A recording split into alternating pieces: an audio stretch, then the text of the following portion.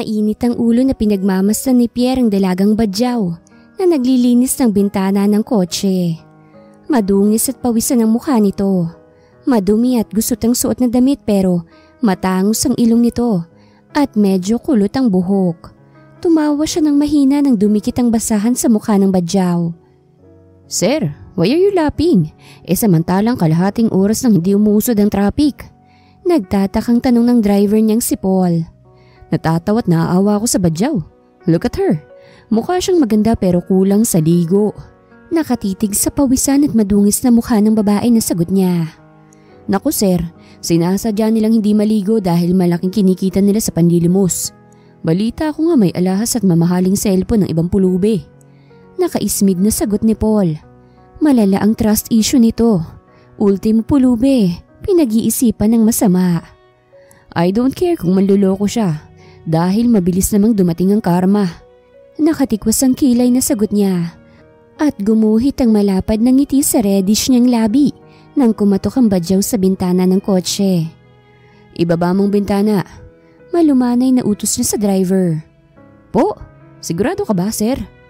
Gulat na tanong ni Paul dahil bawal siyang lumantad sa public place because he is Pierre Reid, isang sikat na designer at siya ang panganay na anak ni Don Tyler Reid. "Roll down the window, Paul, before I lose my patience." Naiirit ang sagot niya, kaya dali-dali nitong ibinaba ang bintana ng kotse. "Hello Mr. Guapo, gusto mo bang magpalinis ng windshield at bintana?" Nakangiti at malambing na tanong ng badyaw, kaya kumunot ang makinis niyang noo dahil nakalabas ang pantay-pantay at maputi nitong ngipin na para bang alaga sa dental check-up. "Magaling ka bang maglinis ng bintana at magkanong singil mo?" Seryosong tanong niya. "Magaling po ako maglinis. Siguradong kikinang at kikintab ang mga bintana ng kotse mo. Pati na rin ang mga mata mo sir dahil pulido po ako maglinis at may kasama pang pag-aalaga at pag-iingat sa mga salamin upang hindi magasgasan at mabasag." Nakakakilig na sagot ng badyaw kaya tumawa siya ng malakas. "Okay, pasado ka na. Pwede mo nang linisan ng bintana." "Salamat po sir." Magalang na sagot ng badyaw at yumuko dito. Isinarado ni Paul ang bintana. Pinanood naman ni Pierre ang paglilinis ng badyaw. 3 beses siyang lumunok ng laway nang dumikit sa salamin ng mabilog nitong papaya.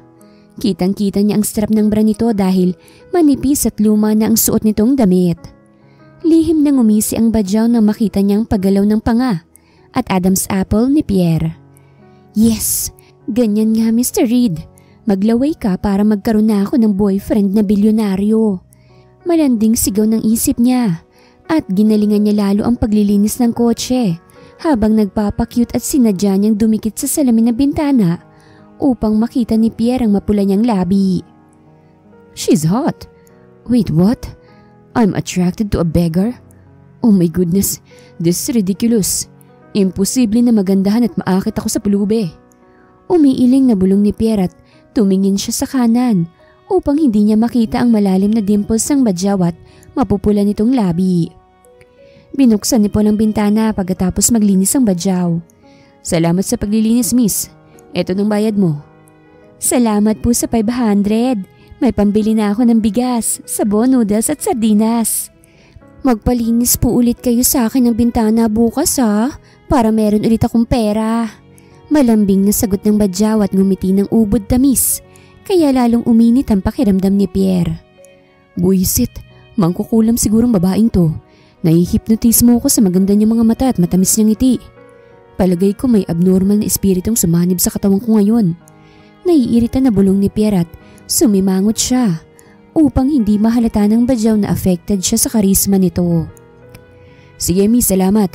Bumalik ka na rin sa pwesto mo para hindi ka maipit ng sasakyan." Malumanay na sagot ni Paul at dahan-dahan itong sinaradong bintana. Maaliwalas ang mukha na bumalik ang badyaw sa mga kasamahan niyang pulubi at pinagmasdan nilang pag-usad ng mga mamahaling sasakyan. "Kamusta ang kita mo nak? Malaki bang binigay na tip sa'yo ni Mr. Reid?" Curious na tanong ni Mama Pia. Ito ang leader ng mga pulubing namamalimos. "Kuripot, binigyan lang ako ng 500. Kulang pa pambili ng isang bucket na Chicken Joy." Gaga, uubusin mo na naman ang pera mo sa pagkain. Di ka naman tumataba. By the way, effective ba yung pang-aakit mo kay Mr. Reed? Mahinang tanong ni Mama Pia upang hindi marinig ng mga tao. Hindi ako sure kung nagustuhan ba niyang beauty ko kasi nakasimangot siya kanina. Pero nakita ko na tumingin siya sa cleavage at red lips ko. Paanas na sagot ni Princess. Siya ang magandang badyaw na naglilinis ng mga bintana ng kotse at namamalimos sa gilid ng kalsada. Maligo ka kasi para magustuhan ka ni Mr. Reed. Malay mo bukas alokin ka niya ng kasal. Nakangiting biro ni Mama Pia. Lukring ka talaga, Mama. Kapag naligo't nagpaganda ako bukas, hindi na ako pulube. Sayang naman ang kita sa isang araw, hindi ba? Humagikik na tanong ni Princess. Sabagay may point ka doon. Umisip na lang tayo ng panibagong strategy kung paano kukunin ang tiwala ni Mr. Reed. Nakatitig sa mukha ni Princess na paliwanag ni Mama Pia. Gusto nilang makalapit kay Pierre upang magkaroon ng maayos na trabaho kasi nagsasawa na silang mamalimos at magtinda ng basahan. Isang buwan nang inaakit ni Princess si Pierre pero wala pa ring nangyayari. Sige Mama, pag-usapan natin dun sa karinderya ni Mona ang gagawin nating drama bukas. Nakangising paliwanag ni Princess at nagsimula na siyang maglakad. Kumunot ang noon ni Pierre at umigting ang kanyang panga nang maabutan niya sa loob ng opisina si Don Tyler at kapatid niya sa labas na si Dominic. Good morning, son. Nakangiting bati ni Don Tyler at Dominic. Kaya lalong uminit ang ulo ni Pierre dahil obvious naman na plastic ang kanyang kapatid. Good morning Papa, napasyal ka? May dokumento ka ba na papapirmahan? Umuupo sa swivel chair na tanong niya. Anak, binisita kita upang ipaalam sa iyo na kailangan mo ng mag-asawa at kailangan mong maglabas ng bagong project. Dahil ilo-launch next week ang mga bagong design ng damit na galing pa sa Europa ang mga ginamit na materials. Formal na sagot ni Don Tyler. It's so easy for me na mag-launch ng mga bagong modelo sa runway. Pero bakit naman nadamay sa usapang tong pag-aasawa?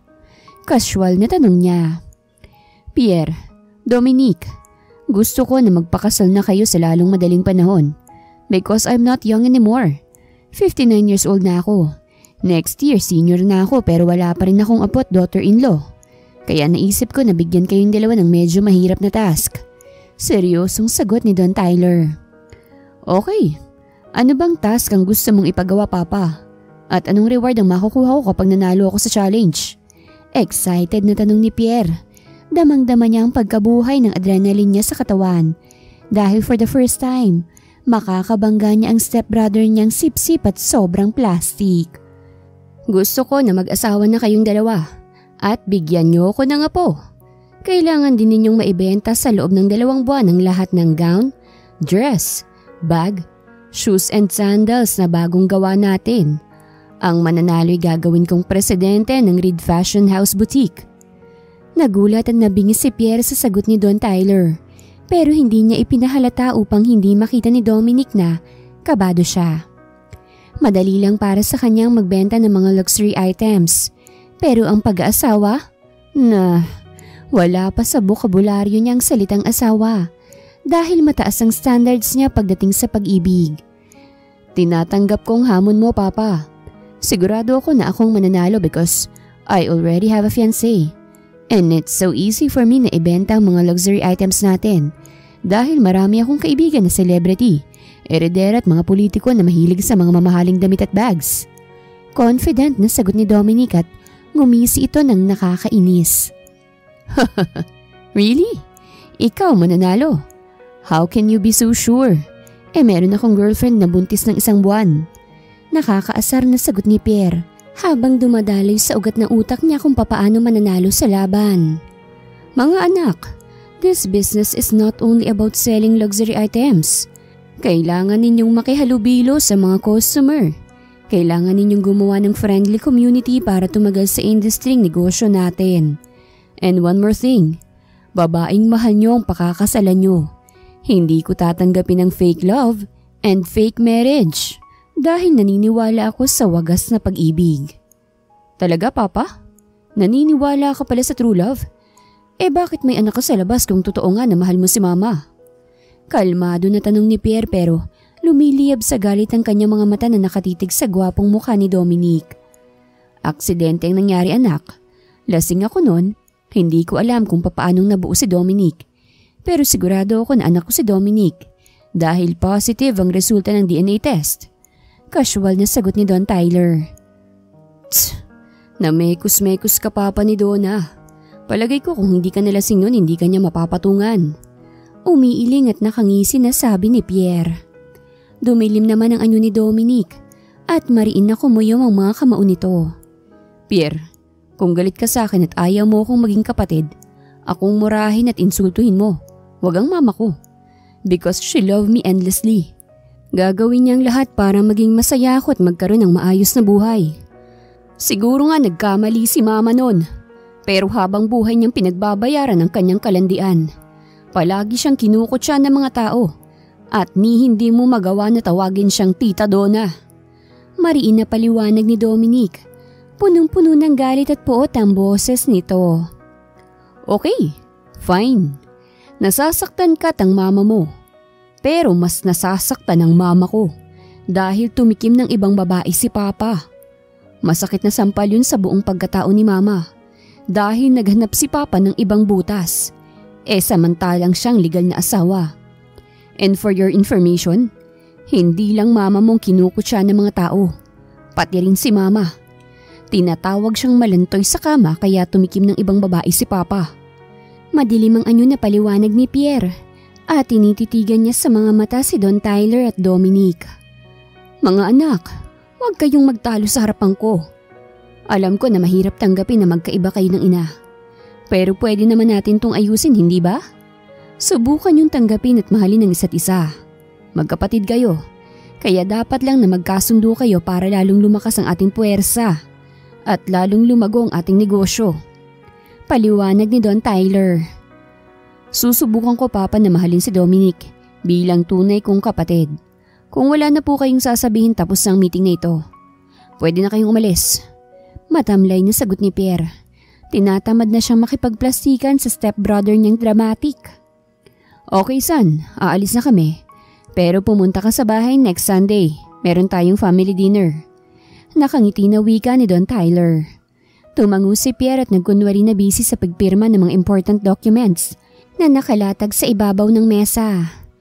Nakahinga si Pierre ng maluwag at binitawan niya ang ballpen nang mawala sa paningin niya si Don Tyler at Dominic. Tsemit, kumukulo talagang dugo ko kapag nakikita kong stepbrother kong sipsip at mahiling magpaawa.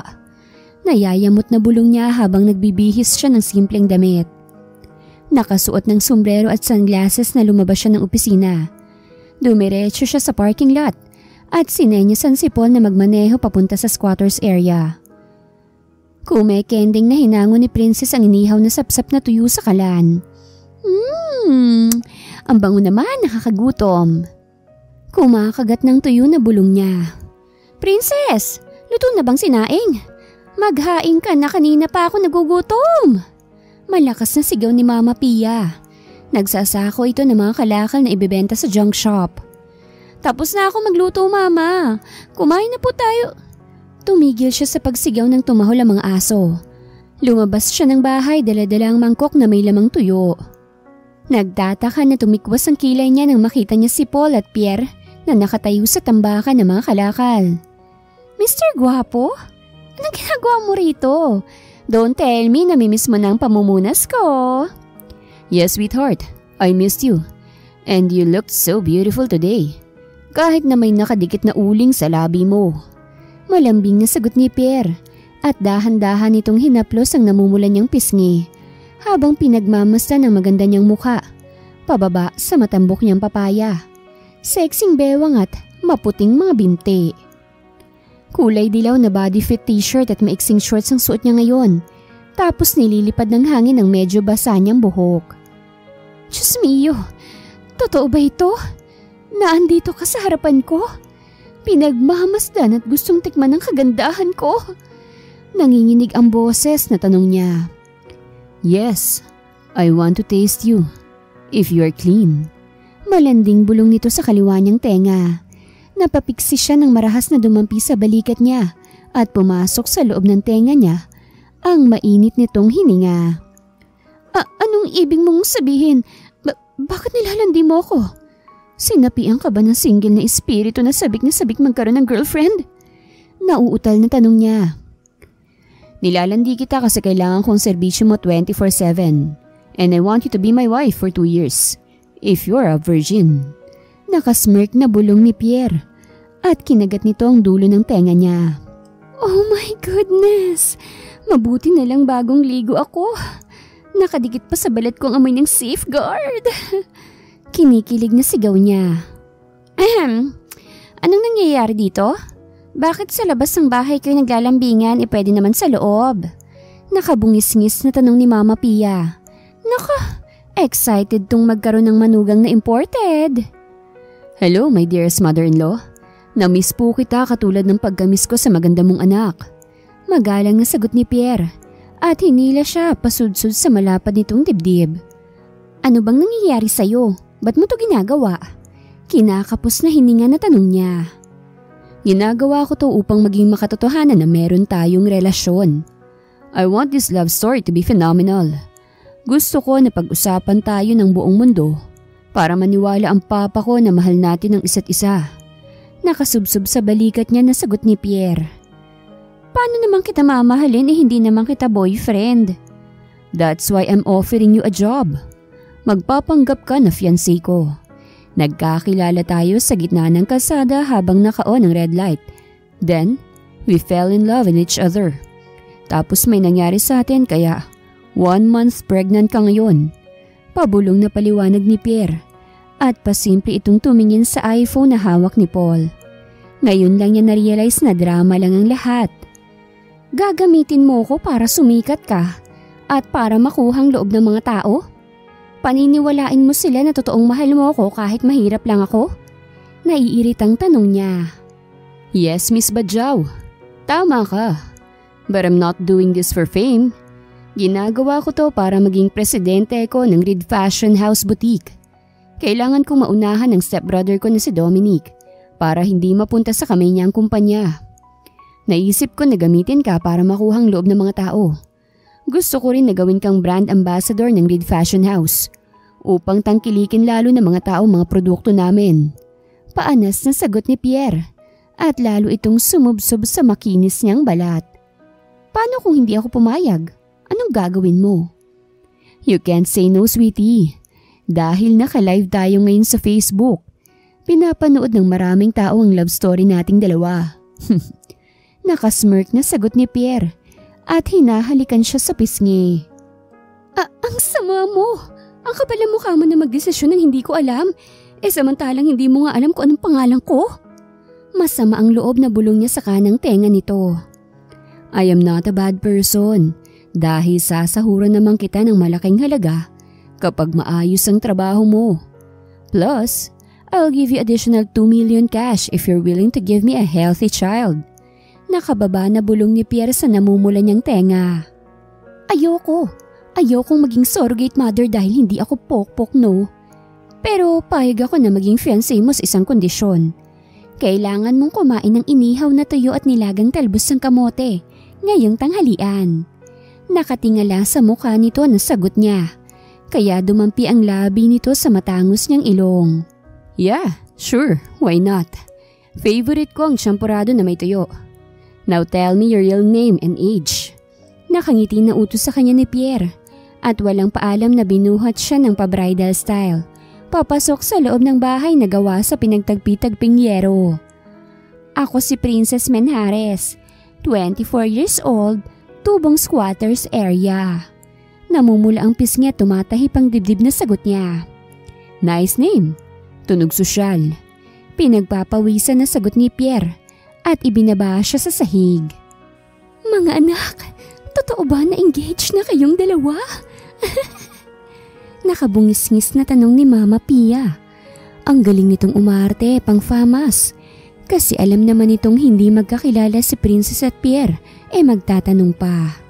Yes po, mother-in-law. Engaged na kami ni Princess. Nag-propose ako sa kanya kahapon. Malakas na sagot ni Pierre upang marinig ng mga viewers. Ganun ba? Abay, mag-celebrate tayo. Kumain na tayo ng tanghalian. Kinikilig na sagot ni Mama Pia at naghain ito ng pinggan sa sahig. Oo, sa sahig sila kumakain dahil wala silang lamesa. Ibinaba naman ni Paul ang iPhone sa sahig at nakisalo ito sa tanghalian. Nilagyan ni Pierre ng kanin at talbos ng kamote ang plato. Tapos ay sinubuan niya si Princess na hindi makapagsalita dahil sa sobrang bilis ng mga pangyayari. Pierre, wag mo na akong saluhan, hindi ako mabubusog. Ngumungay ang sabi ng dalaga. Ang arte mo, mas masarap kayang kumain na may kasalo. Saka pwede ba, huwag kang magsalita na mayroong lamang pagkain ng bibig mo. Para kang bata. Sumasandok ng kanin na paliwanag ni Pierre. Ay sus, ang arte mo din. Nga, susubuan kita ng tuyo. Okay. Nakangiting sagot ni Pierre at ngumanga ito ng malaki. Nakangisi naman na sinubuan to ni Princess ng 2 sapsap na tuyo. Grabe, bakit kasamang ulo? Ang talas sa bibig. Nahihirapang lumunok na pagrereklamo ni Pierre. Huwag ka mag-inarte, lunukin mo yung tuyo. Bawal magsayang ng pagkain mahal ang bilihin. Sabi ko nga kakain ako ng marami. Nangaasar na sagot ni Pierre at humigop ito ng sabaw. Hindi na sumagot si Princess. Tahimik lang siyang kumakain habang pinanonood ang maling pagkakamay ni Pierre. Sweetie, ang sarap ng inihaw na sapsap at talbos ng kamote. Nabusog kami ni Paul. Dumidighay na sabi ni Pierre. Mabubusog ka talaga dahil inubos mo ba naman ng 1 platong kanin? Nagliligpit na mga pinggan na sagot ni Princess. Ang sarap mo kasing magluto kaya naubos ko. Malumanay na sagot ni Pierre at si Mama Pia naman ang kinausap nito. Mama, ngayon pong engaged na kami ni Princess. Lilipat po kayo sa malaking bahay at hindi na kayo pwedeng mamalimos sa tabing kalsada. Kasi po baka isipin ng mga magulang ko at ng mga tao na pinababayaan ko kayo. Huwag na anak, nakakahiya. Hindi mo naman kami obligasyon na buhayin. Saka sanay kami sa hirap. Immune na nga yung mga balat namin sa alikabok at usok ng mga sasakyan eh. Nagpapakipot na sagot ni Mama Pia. But deep inside, excited na itong yumaman. Sino nga bang hindi? Lahat naman ng tao ay kailangan ng pera. Huwag ka na pong mahiya, Mama. Bukal po sa kalooban kong pagtulong. At saka simula bukas, magiging modelo ng Reed Fashion House Boutique si Princess. Magalang na sagot ni Pierre. Ang kapal na mukha. Napakasinungaling. Ang sarap hampasin ng sandok. Talaga? Ay Diyos mio, Pierre, maraming salamat. Hulog ka talaga ng langit. Naiiyak sa tuwa na saad ni Mama Pia. Walang anuman po. Maghuhugas na po ako ng kamay. Aalis na tayo sa bahay na ito. Malambing na sagot ni Pierre at pinisil ang pisngi ni Princess. Bago nito pinatay ang cellphone. Buisit, tapos ng drama, lumayo ka na sa tabi ko. Naiinis ako sa mukha mo. Galit na bulong ni Princess sa kaliwa nitong tenga. Yeah, sure sweetie. Lalayuan talaga kita dahil amoy tuyo ka. Nakakaasar na sagot ni Pierre at tumawa ito ng mahina. Che, amoy tuyo nga ako pero maganda ako, no? Mataray na sigaw niya at kinagat niya ang pisngi nito. Aw, syempre maganda ka kasi sinabi mo. By the way, lalabas na ako. Hihintayin ko kayo sa loob ng kotse. Binabanas na sagot ni Pierre at nagmamadali itong lumabas ng bahay. Buisit, yabang porket mayaman.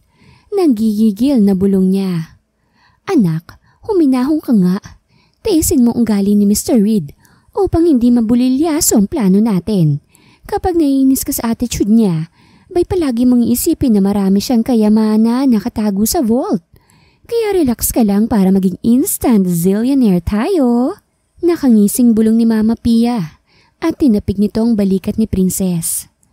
Ano pa nga bang magagawa ko kung hindi magtiis at magpanggap na masaya para hindi tayo mabokya ngayong taon? Umalis na nga tayo bago pa uminit ang ulo ko. Nakasimangot na sagot ni Princess at nagmamadaling lumabas siya ng bahay. Dala-dala ang kanyang shoulder bag na small. Sweetie, dito ka umupo sa tabi ko para masaya. Nakabungis-ngis na sabi ni Pierre at itinulak nito pabukas ng pinto. Tumango si Princess pero sa tabi ni Paul siya umupo. Kaya sumimangot si Pierre at lumipat ito sa driver's seat. What are you doing? Bakit inagaw mo kay Paul ang manibela? Nagtatakang tanong ng dalaga. Ako ang magdadrive para makakatabi kita. Nakabungis-ngis na sagot ni Pierre at pinatakbo nito ang sasakyan sa gitna ng kalsada. Umiiling naman na umikot ang eyeballs si Princess. Kinikilig naman na humagighik si Paul at Mama Pia. Bakit dito mo kami dinala sa ospital? Galit na tanong ni Princess dahil buong akala niya ay sa mansyon siya dadalhin ni Pierre at ihihiga sa pera. Dinala kita rito sa ospital para makasigurado ako na wala kang HIV at COVID-19 virus. Kalmado na sagot ni Pierre kaya pinitik niya ng malakas ang ilong nito. Buisit ka? Wala akong sakit. Uuwi na nga kami. Simula ngayon bahala ka na sa buhay mo. Nanggagalaiting sigaw niya. Really? Wala kang sakit? Bakit galit na galit ka at takot na magpatest? Siguro, totoo nga na may sakit ka. Ilang lalaki na bang tinikman mo? Nakakainsultong tanong ni Pierre. Hindi siya sumagot pero sinampal niya ito ng malakas. Wala akong HIV dahil virgin pa ako. Saka hindi ko kailangan ng lalaki dahil kayang-kaya ko mabuhay ng mag-isa. Mangiyak-ngiyak sa galit na sagot niya. Oh wow, really? So ibig sabihin jackpot pala ako. Patingin nga ng bulaklak mo para makasigurado akong bubot pa yan. Nakasmirk na request ni Pierre at dahan-dahan na bumaba ang mukha nito sa suot niyang shorts. Kaya sinabunutan niya ang malago nitong buhok. Hayop ka Pierre, ang bastos mo ah. Umalis ka sa harapan ko ngayon din kung ayaw mong isumbong kita sa papa mo. Malakas na bulyaw niya sa gwapo nitong mukha. Okay, I'm sorry. I'm just joking. Masyado kang seryoso. Nakataas ang dalawang kamay na paliwanag ni Pierre. Tss, masyado kang malinis sa katawan eh. Pare-pareho lang naman tayong tatahuban ng lupa at kakainin ng uod. Nakasimangot na sagot niya. Yes, I know. But cleanliness is very important for my family. Kaya kailangan mong magpa-swab test, whether you like it or not. Malumanay na sagot ni Pierre at bigla siyang binuhat papasok sa emergency room. Pierre, ano ba? Ibaba mo nga ako. Di ako lumpo, kaya kong lumakad. Kumakawag ang mga paan na pagrereklamo niya, pero hindi ito nakinig. Good afternoon, Mr. and Mrs. Reed. Napanood kang Facebook live niyo kanina. Totoo nga na sobrang sweet niyo sa personal. Nakakainggit. Nakangiting bati sa kanila ni Doktora. Thank you sa compliment, Doktora. And pakiasikaso na lang si Princess. Naiinip na sagot ni Pierre habang ibinababa siya sa ibabaw ng kama. Okay, I will examine your fiancé right now, kaya umalis ka na sa tabi niya. Nagsusuot ng disposable gloves na sabi ng doktora. No, ayokong lumayo. I will stay by her side hanggang matapos ang pagkuha ng sample sa ilong niya. Umiiling na sagot ni Pierre. Ang tigas ng ulo. Akala mo naman lolokohin. Okay, you can watch and listen. Formal na sagot ni doktora. At kinuha nito ang cotton bud sa loob ng maliit na plastic bottle. Mrs. Reed, tumingala ka. Ipapasok itong cotton bud sa butas ng ilong mo. Tumingala si Princess. Napapikit siya nang pumasok sa loob ng ilong niya ang cotton buds. Tapos na, pakihintay na lang ang resulta. Mabilis lang naman to. Malumanay na sabi ni doktora at pumasok to sa laboratory room. Sweetie, masakit ba ang ilong mo? Nababahing ka ba? Nag-aalalang tanong ni Pierre. Okay lang ako, medyo naiinis dahil napaka-OA mo. Nakaismid na sagot niya. Hindi ako OA. Nagpa-practice lang ako kung paano maging mapagmahal at maalagang asawa. Kasi alam mo na, mahirap magkamali sa harapan ni Papa. Mabumuko niya kaagad na hindi kita totoong fiancé. Ay sus, ang dami mong palusot. Ang sabihin mo, gusto mo lang akong hipuan. Nakatikwas ang kilay na pambabara niya sa kalandian ni Pierre. That's impossible. Hindi ako interesado sa babaeng hindi ko mahal. Anyway, bakit ang kinis ng balat mo? Parang alaga sa moisturizer. And look at your teeth. Napakaputi. Halatang alaga sa dental check-up.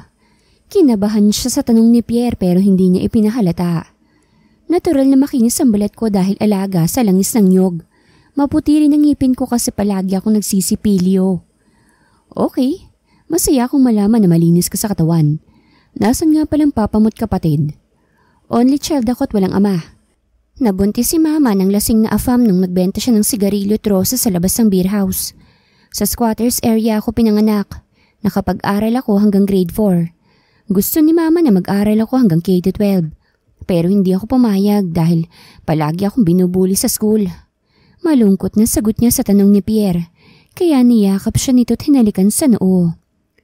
Simula ngayon hindi ka na mahihirapan at malulungkot kasi aampunin ko na kayong mag-ina. Kung ipapangako mo sa akin ngayon na magpapakabait ka at tutulungan mo ako na lutasin ang problema ko. Nagulat siya sa sinabi ni Pierre pero hindi siya tumanggi dahil ito naman talaga ang misyon niya. Ang makapasok sa mansyon at kumpanya ng pamilya Reed upang mahak ang kanilang computer system at nakawin lahat ang kanilang mga alahas. Sige, pumapayag na ako sa kondisyon mo. Kung papayagan mo ako na maging regular model sa Reed Fashion House Boutique. Yeah, sure, why not? Pwedeng-pwede ka maging modelo dahil matangkad ka. Mahaba ang buhok mo at ang pilik mata mo. Makinis ang balat mo at matangos ang ilong. Pero kailangan mong mag-training ng tamang pagsasalita at paglalakad. Yes, handa akong matuto kung ikaw ang magtuturo sa akin. Malambing na sagot niya at ngumiti siya ng ubod ng tamis. Damn, princess, ang cute mo pag nakangiti ka. Kamukha mo si Maris Racal. Kumikinang ang mga mata na papuri sa kanya ni Pierre at pinindot pa nito ang malalim niyang dimple. Pierre, grabe ka naman mambola, sobrang nakakakilig. Pero salamat na-appreciate mong exotic beauty ko. Nagbablush na sagot niya at umayos siya ng upo dahil dumating na si doktora, hawak-hawak ang resulta ng swab test. Negative ang resulta ng swab test ni Mrs. Reed. Pwede mo na siyang yakapin at halikan, Pierre. Natatawang paliwanag ni doktora. Thank you, doktora. At umaasa ako na hindi mo to sasabihin kay Papa. Of course! Hindi ako madaldala, no? Umiikot ang eyeballs na sagot ni doktora. Mabuti naman. Sige, alis na kami. Malumanay na sabi ni Pierre at magka-holding hands na pumunta sila sa parking lot. Mama, bakit nandiyan ka nakaupo sa shotgun seat? Di ba dapat dito ka sa likod? Dito ako umupuan na kasi gusto ka ulit makatabi ni Pierre. Kinikilig na sagot ni Mama Pia. Tss, hindi ko pa nga yan jowa, gusto na ako makatabi agad. No way, never. Mag-asawa at magka-live-in partner lang ang pwedeng magsiping, kahit magkasintahan bawal. Dahil wala pang kasiguraduhan kung sila nga bang magkakatuluyan hanggang dulo. Nakasimangot na sigaw ni Princess. At nagdadabog na pumasok siya sa loob ng kotse. Why are you mad? Hindi ka ba natutuwa na maging boyfriend ako? Oo, tama. Hindi ako natutuwa. Dahil in real life, hindi tayo close at hindi kita kilala. Saka malay ko ba kung anong real agenda mo sa akin? Baka mamaya, dalahin mo kami ni Mama sa hideout ng sindikatong bumibili ng kidney. Mataray na sagot niya. You're very funny, Princess. Humahagik-hik na sabi ni Pierre. Maganda ihi na ito sa kakatawa. You know what? Pwedeng-pwede kang maging scriptwriter dahil ang galing mong gumawa ng kwento. And one more thing, I am a billionaire. Kaya hindi ko kailangang ibenta ang kidney mo. Oo, bilyonaryo kang may saltik dahil gusto mo kong ampunin. Pambihira, hindi na ako bata. Dalaga na ako. May buhok na ako sa kilikili. At dun sa baba. Dire-diretsyong sagot niya kaya lalong tumawa si Pierre. Princess, umayos ka nga. Itiko mo ang bibig mo. Hindi kita pinalaking bastos. Nanlilisik ang mga mata na saway sa kanya ni Mama Pia. Kaya sumandig siya sa upuan at nagkunwaring tulog upang hindi na humaba pang usapan. Sa malaking bahay ni Pierre sila tumuloy. Kulay silver ang gate at sementadong dingding. Kumikinang mga crystal stones na nakalatag sa garden. May 4 na kwarto sa ibaba at 3 sa itaas. Bukod pa ang opisina at stockroom. Malapad at malalim din ang swimming pool sa lanay at balcony. Feel at home, sweetie. Doon ka matutulog sa katabi kong kwarto at pwede mong kainin lahat ng pagkain na gusto mo. Pero hindi ka po pwedeng magpataba dahil mahihirapan kang isuot ang mga expensive gowns na irarampa mo sa runway. Malumanay na paliwanag ni Pierre. Doon ako sa taas matutulog? Pwede bang dito na lang sa sala? Okay na ako dito sa sofa. Kasya na kami ni Mama. Nalulula sa magagandang gamit na tanong ni Princess. No, you can't sleep here dahil magtataka ang parents ko kapag dito ka natulog sa sofa. Now move, pumunta ka na sa kwarto mo. Magpalit ka na ng damit. Tapos tuturuan kitang maglakad at magsalita ng tama. Ayokong pumunta sa kwarto. Natatakot akong umakyat sa hagdan dahil masyadong mataas at mukhang madulas. Baka mahulog ako. Kinakabahang sagot niya. Okay, sa elevator ka sumakay. Ayoko nga, hindi ako marunong. Hindi ko alam kung anong pipindutin. Baka pagpasok ko sa elevator hindi na ako makalabas. Nakatago sa likod ni Pierre na sagot niya. Okay, relax. Tuturuan kitang gumamit ng elevator at mga electric appliances dito sa bahay upang hindi ka naman magmukhang tanga. Sumasakit ang ulo na sagot ni Pierre dahil magiging yayo ito ng baby damulag. Okay, sakay na tayo sa elevator. No, tuturuan muna kitang magbuhay ng stove at gumamit ng oven, washing machine at microwave. Okay. Excited na sagot ni Princess at hinila niya si Pierre sa kusina. Magkayakap na binuhay nila isa-isa ang mga high-tech na gamit sa loob ng bahay. Tinalo pa nila ang bagong kasal. Umiiwas naman si Princess sa yakap ni Pierre pero hindi siya makalayo dahil lalo nitong hinahapit ang sexy niyang bewang. Princess, look and listen to my instructions. Pag sasakay ka ng elevator, pipindutin mo ang button kung saan taas o baba ka pupunta. Tapos kapag nasa loob ka na ng elevator, pipindutin mo naman kung saang floor ka pupunta. Kapag tumigil ng elevator sa floor mo at bumukas ang pinto, pwede ka nang lumabas. Malumanay na paliwanag ni Pierre at hinila siyang papasok sa elevator pero ayaw niyang maglakad. What's wrong? Ba't ayaw mo sumakay ng elevator? Kunot noong tanong nito. Natatakot ako. Iniisip ko na baka may multo sa loob o kaya baka biglang mag-blackout. Paano na tayo lalabas? Nanginginig ang boses na tanong niya. Huwag ka nang matakot. Andito ako sa tabi mo. Aalagaan kita at babantayan. Sigurado rin ako na walang multo rito sa bahay ko. Malambing na sagot ni Pierre at walang paalam na pinasan siya na parang isang sako ng bigas. Ano ba, Pierre? Nasasanay ka ng buhatin ako. Hindi ka ba nahihirapan? Baka mabali ang balikat mo at baka mabawasan ang bango mo dahil dumidikit ka sa damit at balat ko. Nahihiyang tanong niya. Nakakakilig na tawa ni Pierre. Okay lang na maubos ang bango ko. Ikaw naman ang suminghot. Saka pwede naman akong maligo at magpabango ulit kasama ka. What? Seriously? Hindi pwede. Umiiling na sigaw niya at kinagat ito ng mahina sa balikat. Bakit hindi pwede? Fiancé na kita ngayon. Hindi pwede kasi hindi natin mahal ang isa't isa. Malungkot na sagot niya. Yeah. We don't love each other, but let's pretend na mahal natin ang isa't isa upang hindi tayo mabuko. Always remember that I need you to help me to get the presidential position. And in return, I will make you rich and famous in just one snap. Okay, deal. Now put me down. Bumukas na ang pinto. Nakatingin sa hallway na sagot niya. Okay, I will put you down in bed. But wait, how did you know how to speak English? Diba, pulubi ka? Nagtataka ng tanong ni Pierre. Hindi ako marunong mag-Ingles. Ginaya ko lang ang mga salitang naririnig ko sa kalye. Mailap ang mga matang sagot niya. Okay, bibigyan kita ng diksyonary, basahin mo yun. Marahan siyang tumangot, bigla siyang kinabahan nang pumasok sila sa eleganteng kwarto na kulay peach. Ibinaba siya ni Pierre sa malambot na kama at humigato sa tabi niya. Bakit ka tumabi sa akin? Don't tell me, dito ka matutulog? Kumakabog ang dibdib na tanong niya. Yes, I will sleep beside you upang masanay ako nakatabi ka. Now stop talking and close your eyes. Inaantok na sagot nito. Okay, matutulog na ako. Good night. Malambing na sabi niya at dahan-dahan siyang umusog. Pero sumunod si Pierre at niyakap siya sa bewang at sumubsob ito sa leeg niya. Ano ba? Lumayo ka nga sa akin. Hindi ako sanay na merong kayakap na lalaki. Nagpipilit tumayo na pagrereklamo niya. Pero hindi nakinig si Pierre. Lalo pa nitong hinigpitan ng pagkakayakap sa sexy niyang bewang. Stop protesting, sweetie. Kung ayaw mong halikan kita, let's sleep together para maging handa ka sa Sunday. Pagpunta natin sa mansyon ng parents ko. Nakapikit na sagot ni Pierre. Ha? Anong ibig mong sabihin? Kunwaring kinakabahan na tanong niya. But the truth is, she was really excited na makapasok sa mansyon ng family Reed. Isasama kita sa family dinner namin sa Sunday para ma-meet mo ng parents ko. Kaya kailangan nating mag-practice mabuti upang hindi tayo magkamali. Naghihikab na sagot ni Pierre at dahan-dahan itong pumikit.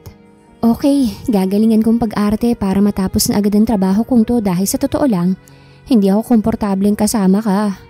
Nakatalikod na sagot niya upang maiwasan ang mapula nitong labi at mainit at mabangong hininga. Hindi sumagot si Pierre dahil tulog na ito. Gumagana naman ang puso't isipan na nagkunwari siyang tulog habang pinakikiramdaman ng buong paligid. Maingat na bumangon si Princess nang masigurado niyang mahimbing ng tulog si Pierre. Binuhay niya ang laptop at cellphone na nakapatong sa ibabaw ng mesa. Nag-download siya ng spy mirror camera upang malaman ang bank password at GCash MP nito. Pagkatapos mag-download, pinatay niya ang cellphone at laptop. Tapos nilagyan niya ng invisible spy camera ang buong kwarto at ilalim ng kama. Maingat na pinihit niya ang doorknob pero ayaw mabuksan, kaya sa balcony na lang siya pumunta. Hinila niya pabukas ang bintana ng opisina pero ayaw mabuksan, kaya tumunog ng malakas ang police alarm. Buwisit! Nabulilyaso na! Natataranta na sigaw ng isip niya. At nagmamadaling bumalik siya sa balcony para pumasok sa kwarto ni Pierre. Pero hindi niya nagawa dahil gising na ito. Kaya nagmamadali siyang naghubad ng damit. Tapos ay tumalon siya sa swimming pool. Princess, nasan ka na? Malakas at galit na sigaw ni Pierre. Binuksan itong banyo at walk-in closet. Sumilip din ito sa ilalim ng kama pero hindi nito makita ang dalaga. Kaya nagpa siya itong pumunta sa living room. What happened? Bakit tumunog ang police alarm sa opisina? Nagpumilit ba kayong pumasok doon? Galit na tanong nito. Hindi po, senyorito. Alam mo po na kahit minsan hindi kami nagtangkang pumasok sa opisina mo. Nakataas ang noon na sagot ni Harold. Ito ang leader ng kanyang mga bodyguards. Kung hindi kayo, sino? Don't tell me na napasok tayo ng magnanakaw. Saka nakita ba ninyo si Princess? Senyorito, wala pong magnanakaw na nakapasok. Nalibot na namin ang buong bahay. Hindi rin namin nakita si Princess na lumabas ng kwarto mo, kaya imposible na umuwi siya sa squatters area. Magalang na sagot ni Ronel, ang security in charge sa CCTV room. Hindi niyo nakita si Princess na lumabas ng kwarto ko? Wala nga siya ron. Halughugin niyo ang buong bahay para makita niyo si Princess. Dahil palagay ko, siya ang magnanakaw. Mag-imbestiga ka rin, Harold. Alamin mo ang totoong pangalan at family background ni Princess. Nakasimangot na utos ni Pierre sa kanyang mga tauhan. Masusunod agad, senyorito. Magalang na sagot ni Harold at yumukod to bago umalis para mag-imbestiga. Senyorito, baka nasa swimming pool si Princess dahil nakita ko na gumagalaw ang tubig nang tignan ko ang CCTV footage ngayong gabi. Malumanay na sagot ni Ronel. Okay, ako mag-isang pupunta sa swimming pool. Standby lang kayo sa labas ng kwarto. Salubong ang kilay na sabi ni Pierre.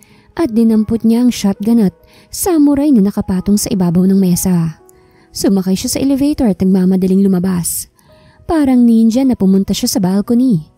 Tahimik na pinagmasdan niya ang tubig. Napabuga siya ng hangin at sunod-sunod na lumunok ng laway nang umahon si Princess sa swimming pool. Makintab, makinis at basang-basa ang katawan nito. Aatrasan na siya pabalik sa kwarto kaya lang napaupo siya sa sahig. Dahil sumabit ang paa niya sa bench.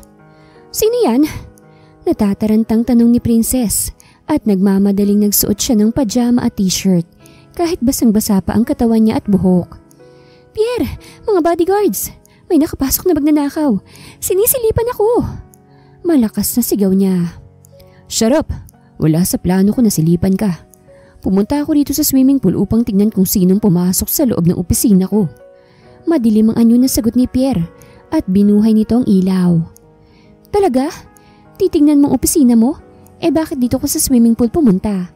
Siguro, kanina mo pa ako sinisilipan kaya hindi ka nagsasalita. My goodness, Pierre, ang bastos mo pala. Nakaismid na sabi ni Princess. I'm not rude at hindi ako naninilip. Dahil madali lang para sa akin na dalhin ka sa langit. Sa kabahay ko to wala kang karapatan na pagbawalan akong pumunta dito sa swimming pool. Nakangising sagot ni Pierre at pinagmasdan nito ang basat na mumulang mukha at labi ng dalaga. Tama ka nga, bahay mo to. Pero wala kang karapatan na silipan ako. Galit na sagot ni Princess at umatras itong palayo pero napatigil siya sa paghakbang nang hapitin ni Pierre ang sexy niyang bewang. I swear, hindi kita sinisilipan. Now tell me why are you here? Hating gabi na gising ka pa rin. Don't tell me na nagiging serena ka tuwing alas 12 ng gabi. Maharot na bulong ni Pierre sa kanang tenga niya, kaya tumayo lahat ng balahibo niya sa katawan. Hindi ako makatulog kaya naisipan kong mag-swimming. Naiilangat na kayuko na sagot niya upang hindi lumapat ang labi nito sa reddish niyang labi. Okay, paniniwalaan kong sinabi mo kung hahalikan mo ako sa gilid ng labi. Kasi alam mo, hindi ako naniniwala na hindi mo hinawakan ng bintana at pinto ng opisina ko. No, hindi kita hahalikan. Hindi ako utu-uto at lalo namang hindi ako magnanakaw. If you don't trust me, then take me home. Ibalik mo kaming mag-ina sa squatters area ngayon din. Tumatahip ang dibdib na sagot niya. Okay, you're innocent pero bakit tumunog ang alarm? Wala namang ibang tao dito sa balcony kung hindi ikaw lang. Malay ko, hindi ko alam. Siguro, tumunog dahil may dumikit na butiki, gagamba o baka naman ipis. Nakaliyad ang dibdib na sagot ni Princess upang hindi siya mabuking. Yeah, nadikita ng sexing butiki. Nakasmirk na sagot ni Pierre at bigla siyang pinasan kaya sumigaw siya ng malakas. Pierre, ano ba? Ibaba mo nga ako. No, tumahimik ka Princess kung ayaw mong parusahan kita. Gagawin mo pa akong tanga? Hindi naman ako hangal. Galit na sagot ni Pierre at inihagis siya sa ibabaw ng kama. Anong gagawin mo? Bakit naguhubad ka? Nanginginig ang boses at baba na tanong niya. Bibihisan kita't iboblower kong buhok mo para matuyo. Casual na sagot ni Pierre at kumuha ito ng pantulog sa closet. Ha? Ayoko, hindi pwede. Umiiling at naiiyak na sagot niya. Okay, madali akong kausap. Bibihisan kita o matutulog ka sa loob ng Bartolina katabi ang mga dagat ipis? Seryosong tanong ni Pierre at kinuha nito ang posas. Sabi ko nga bibihisan mo ko. Susuklayan at patutulugin. Kabadong sagot niya at pumikit siya ng mariin ng hilahin ni Pierre pababa ang suot niyang pajama. Kumakabog ang dibdib na hinayaan niya si Pierre na bihisan siya at suklayin ang mahaba niyang buhok. Mauna akong pumunta sa office. Hindi tayo pwedeng magsabay dahil viral sa social media ang Facebook Live natin kahapon. Kagabi pa tumatawag si Papa at Mama pero hindi ko sinasagot dahil gusto kong ipakilala ka sa kanila ng personal. Nagsusuot ng black pants na paliwanag ni Pierre. Okay, pero pwede naman siguro na hindi na ako pumunta sa butik kasi hindi naman ako nagtatrabaho doon. Nagpupunas ng buhok na sagot ni Princess. Kailangan mong pumunta sa opisina dahil ipakikilala kita sa mga empleyado at board members. Kailangan malaman ng publiko na fiancé kita upang maniwala ang parents ko na meron tayong relasyon. Malumanay na sagot ni Pierre at ikinabit nito ang bra niya. Tinalo pa nito ang legal na asawa. Sa bagay, ano pa nga bang itatago niya? Kagabi pa nito nakita ang kanyang perlas, hindi lang tinikman. Bukas, wag mo nang ikabit yung bra ko kasi hindi naman kita asawa at wala tayong relasyon. Namumulat nagiinit ang buong mukha at dalawang tenga na paliwanag niya. Hindi ko susundin ang utos mo dahil gagawin ko lahat ng gusto ko. Anyway, ready na ang sahod mo ngayong buwan. Nakalagay ang 500,000 sa brown envelope. Bahala ka nang mag-deposit sa bangko. Formal na sabi ni Pierre at pinagmasdan siya mula ulo hanggang paa. Salamat pero meron ka bang bagong boxer? Hindi kasi ako sanay na magsuot ng panty dahil makati sa singit. Mas gusto ko suotin ng cycling shorts. Yes, I have. I have so many boxers. Nakasmirk na sagot ni Pierre at kinuha nito ang box ng Hanes. Salamat. Tumalikod ka, magbibihis ako. Nangangamatis ang buong mukha na utos niya sa binata. Bakit naman ako tatalikod? Bibihisan kita. Tss, masyado kang pakipot. Kasama to sa trabaho mo.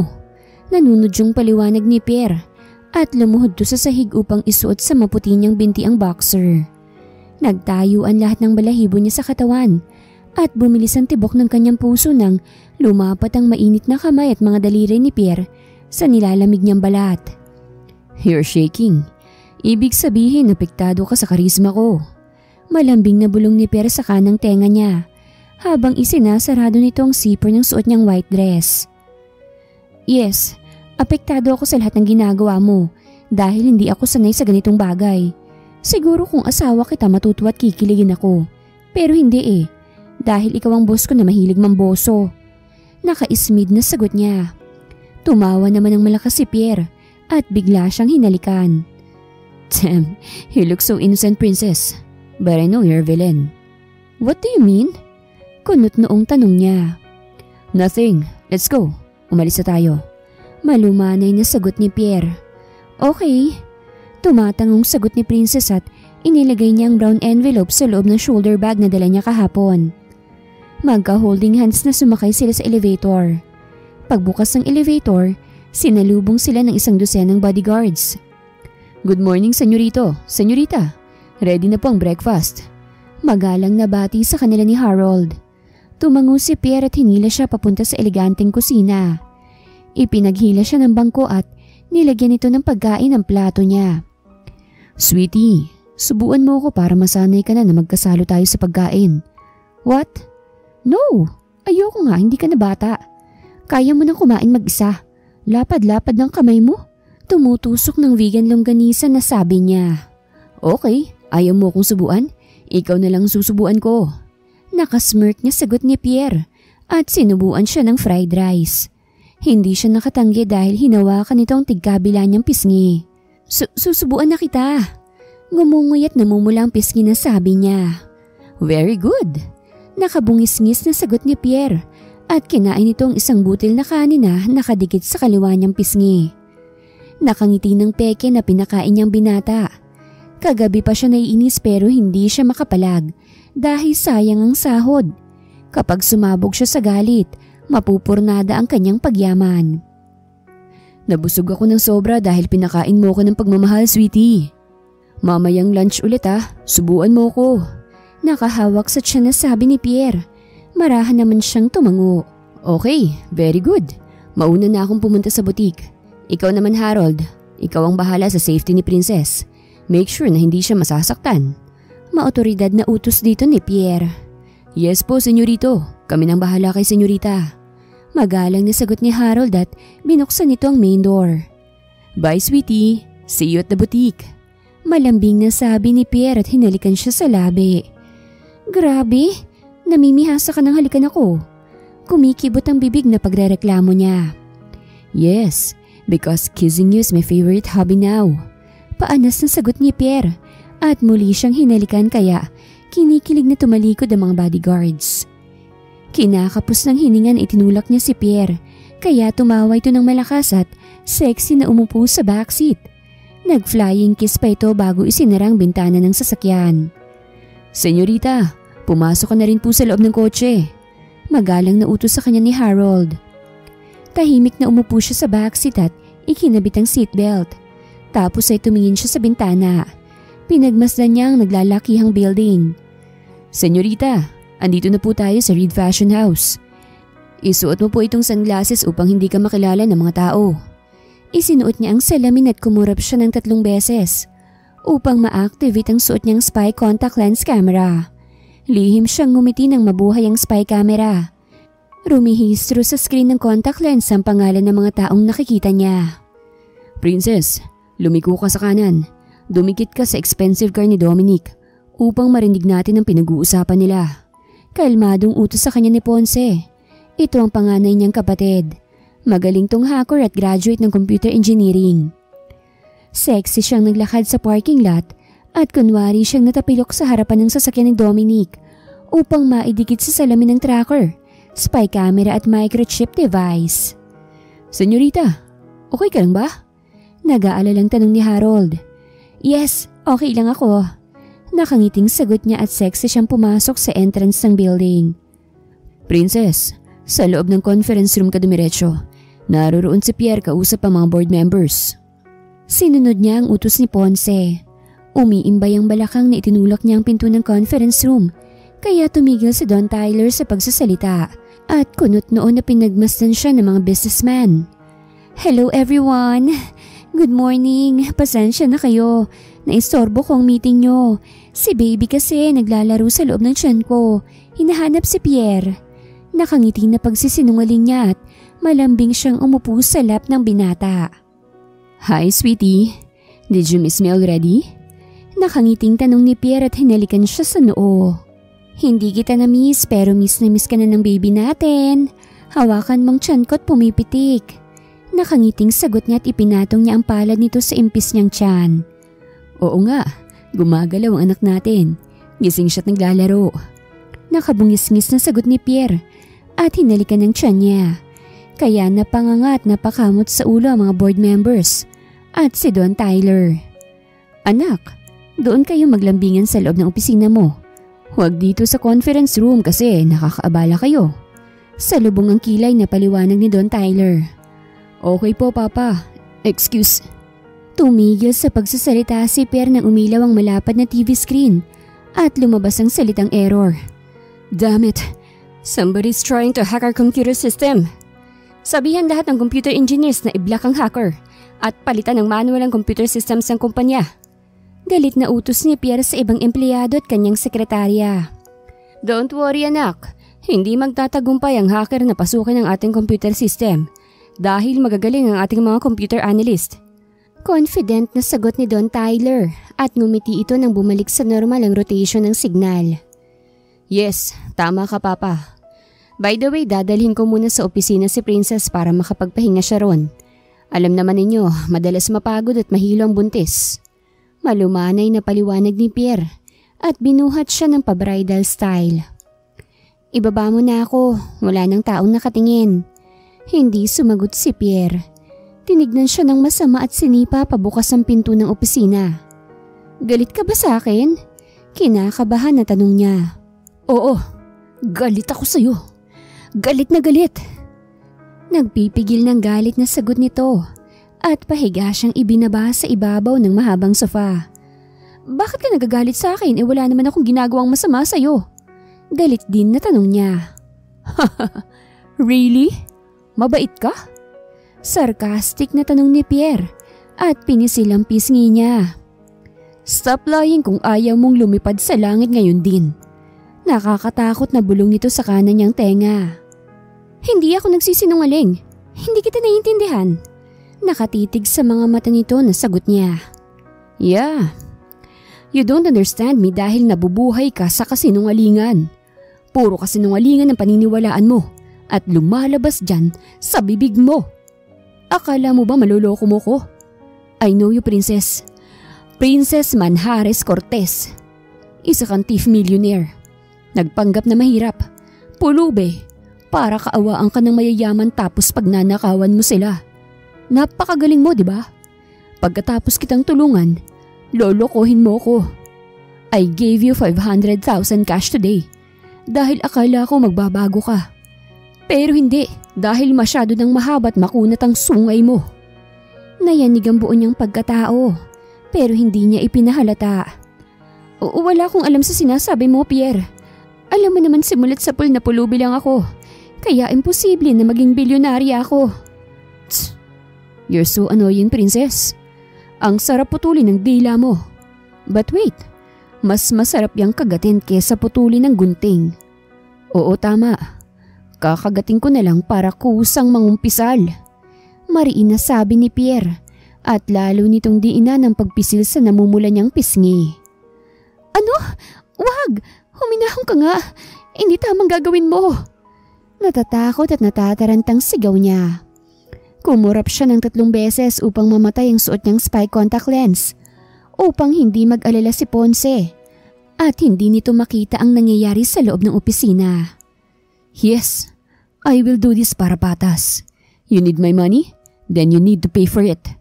Puso mo't kaluluwa ang magiging kabayaran sa pagpasok mo sa teritoryo ko. Yes, I ask for your help, but I don't need your evil plan. Nagliliyab sa galit ang mga mata na sagot ni Pierre at itinulak siyang padapa. Pumikit siya ng mariin at sumigaw ng hilahin nito ang zipper ng gown pababa. Stop screaming! Walang makakarinig sa'yo. Dahil soundproof itong opisina ko. Naguhubad ng polo na saway sa kanya ni Pierre. Let me go! Pierre, please don't do this to me. Paos at masakit ang lalamunan na pakiusap niya. Okay, I will stop if you tell me the truth. Naghahamon ng debate na sagot nito. No way, because I'm not a bad person. I am not. Umiiyak, tumatawa na sagot niya. Okay, then let's dance together. Gawin nating background music ang mga kasinungalingan na lumalabas sa bibig mo ngayon. Mariin na bulong ni Pierre sa kaliwa niyang tenga at hinaplos nitong mapula niyang labi, pababa sa maputi niyang balikat at leeg. Pumikit siya ng mariin at kumuyom ang kanyang mga kamao nang ginawa nitong kama ang malambot niyang katawan. Tell me the truth now, sweetie. Kung ayaw mong ipasok ko sa kuweba mong palus ko. Ayoko!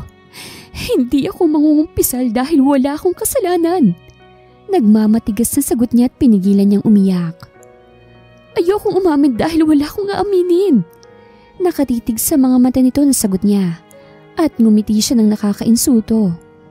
But deep inside, she's crying and she wanted to confess na totoong magnanakaw siya.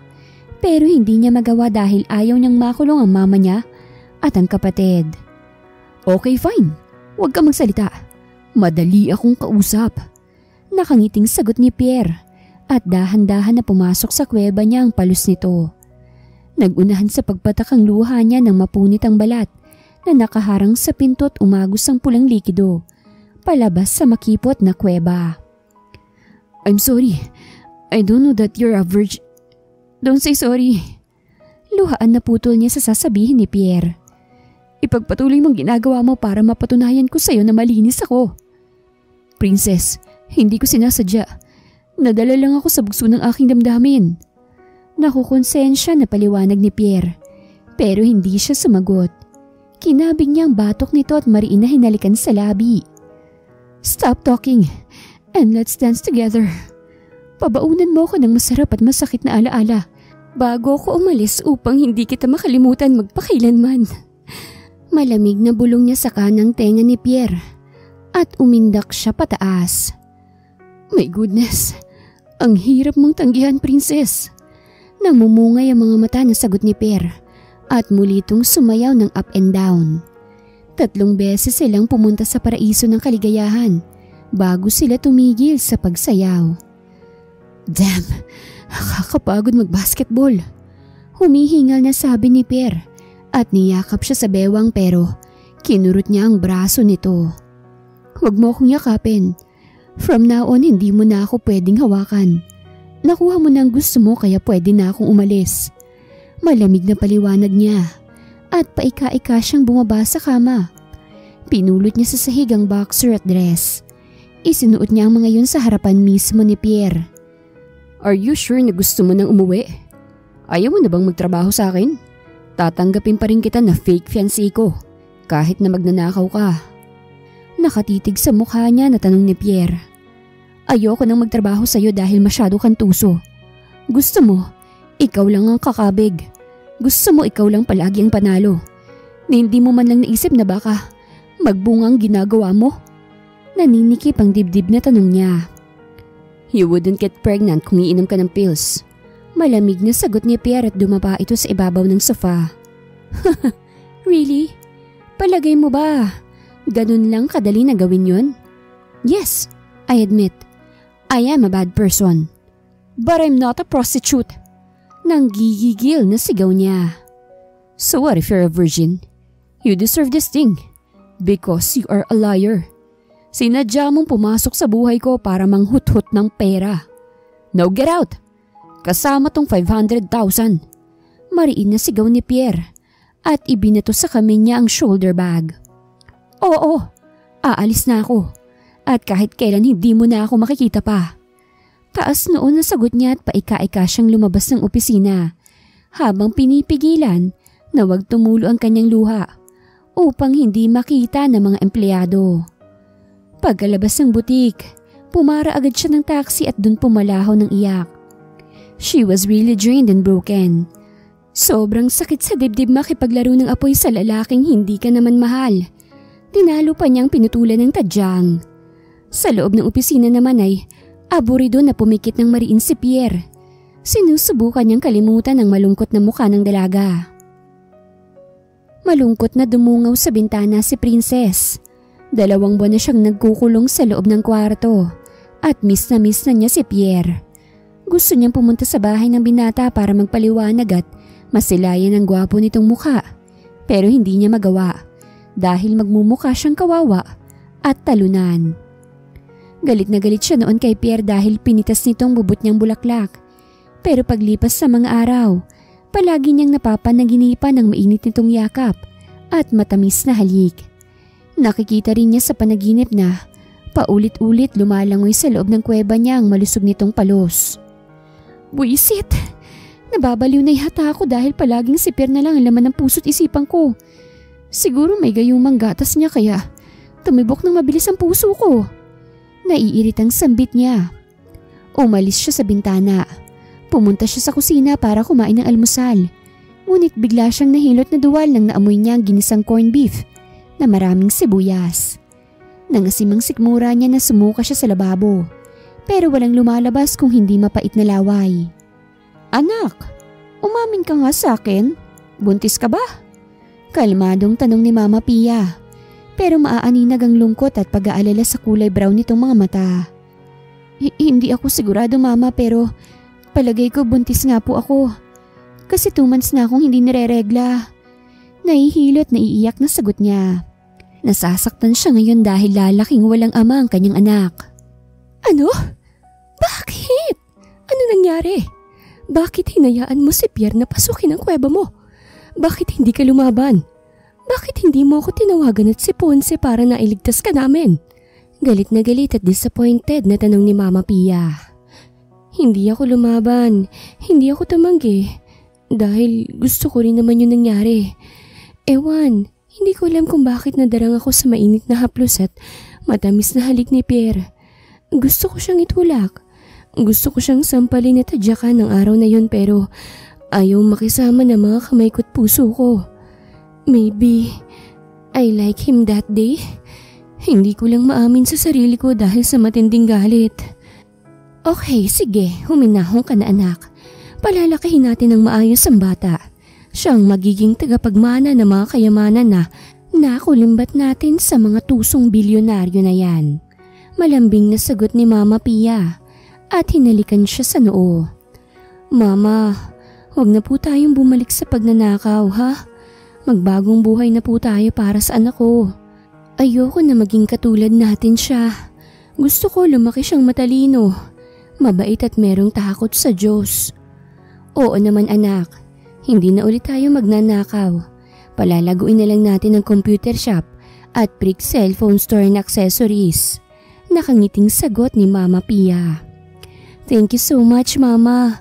Salamat tinanggap mong anak ko at hindi mo ako hinusgahan. Emosyonal na sagot niya at niyakap ito ng mahigpit. You're welcome anak, and I'm so sorry. Kasalanan kong lahat dahil ibinugaw kita kay Pierre. Kung alam ko lang na mangyayari to, sana noon palang tumigil na tayo sa pagnanakaw. Nakukonsensya na sagot ni Mama Pia. It's okay po Mama, huwag na po tayong magsumbatan. Anyway magluluto ako ng pinirito at inihaw na talong. Isasawsaw ko po sa toyo mansi. Nanunubig ang bibig na sagot niya. O sige anak, magluto ka na para matanggal ang cravings mo. Marahan siyang tumangot kinuha ang talong sa basket. Hinugasan niya ang talong at biniyak. Habang nagluluto, kumanta siya ng malakas. Masarap daw ang talong. Ang sabi ko na may iba't ibang talong. May iba't ibang talong. May peke na talong at may totoong talong. Ang totoong talong nasa loob ng pantalon. Lukring! Tumigil ka nga sa kinakanta mo. Diyos mio, naiihina ako kakatawa.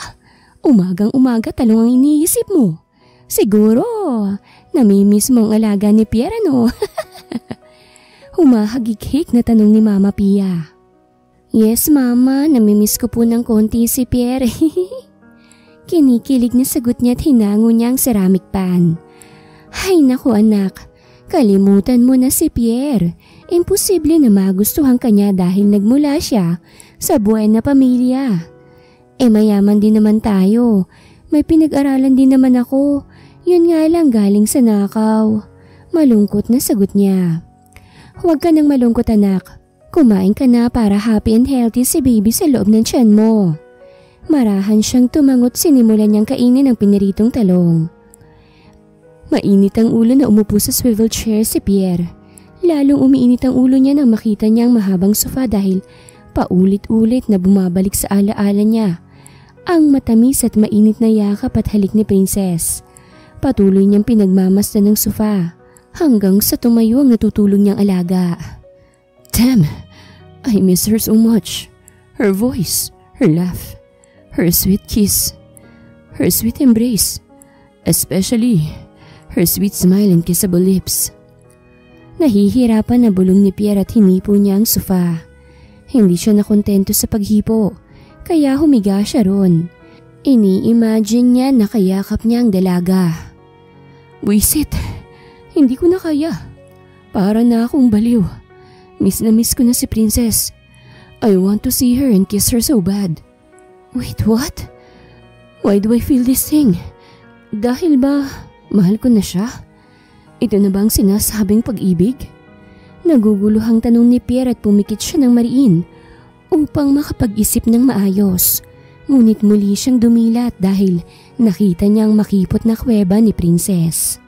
Napasabunot sa buhok na bumangon siya at nagmamadaling pumunta sa opisina ni Don Tyler. Good morning, son. Kamusta ang relasyon niyo ni Princess? Balita ako nilayasan ka niya? Malumanay na tanong ni Don Tyler. Hindi po lumaya si Princess.